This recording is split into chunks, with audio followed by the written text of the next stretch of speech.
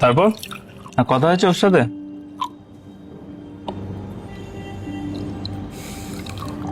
না, ব্লক করে দিয়েছে। জিজ্ঞাসা করেছিলাম কেন, উত্তর দেয়নি কোনো, জাস্ট চলে গেছে। আর এমন করে গেছে যেন কোনোদিন ছিলই না। একটা কথা বলবো, জীবনে ভালো থাকার জন্য সবকিছুরই প্রয়োজন আছে।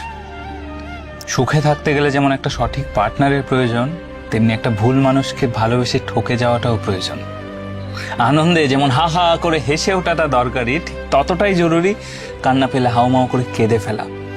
তাই জীবনে ব্রেকআপও ততটাই জরুরি যতটা প্রেম।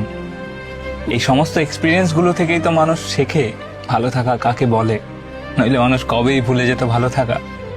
চিয়ার্স।